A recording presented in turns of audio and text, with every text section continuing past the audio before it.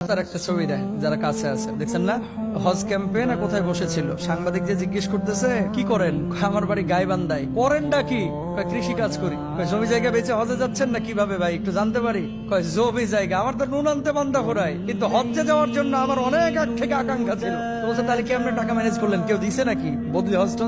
না ভাই, এই আল্লাহ যদি চায় আপনারা কেউ কি আটকে রাখতে পারবে? ধরেন আল্লাহ আপনারা বাইতুল্লাহ নিবে, পিডিয়া হলেও নিয়ে যাবে, যাবি না কার? আর যদি আল্লাহ আপনারা না কবুল করে, বাড়ি থাকবে 10টা, কিন্তু অন্তরের মধ্যে একটা বার ওই চিন্তাও দিবে না মাথার ভিতরে যে যা বাইতুল্লাহ জিয়ারত করে আস। হাজার হাজার কোটিপতি আছে বাইতুল্লাহ কিন্তু যায় না। কথা বলেন ঠিক কিনা? এই ভদ্রলোককে জিজ্ঞেস করছে এত টাকা কোথায় পাইলেন? তিনি বলছেন আমার ক্ষেতের আইল বরাবর কিছু জায়গায় 18 বছর আগে কিছু গাছ লাগাইছিলাম। ইউক্যালিপটাস সহ কিছু গাছ যখন আমি লাগাইলাম, লাগানোর পরে গত বছর যখন রেজিস্ট্রেশন শুরু হলো, একটা গাছ কেটে বেচলাম, 30,000 টাকা পাইলাম। ওটা দিয়ে হজ্জে রেজিস্ট্রেশন করে ফেললাম।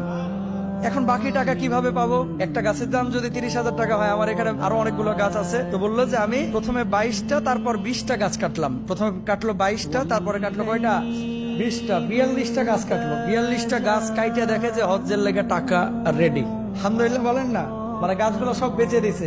বিশ্বাস করেন আমার এখানে যা টাকা আছে একটা টাকাও বাইরের না, সব আমার গাছ বেচা টাকা। আর এই গাছগুলো আমি লাগাইছিলাম এই কারণে যে আল্লাহ এই গাছগুলোর টাকা দিয়ে তুমি আমার হজে নিও। আমি রাত্রিবেলায় মাঝে মাঝে গাছগুলোর ধারে যাইতাম, যে গাছটারে ধরে থাকতাম যে আর কতদিন সময় লাগবে রে, তাড়াতাড়ি বড় হ বড় হ, কাইটা তোরে বেচে আমি আল্লাহর ঘরে হাজিরা দিতে যাব। চাওয়ার মতো চাইলে আল্লাহ কাউকে নিরাশ করে না।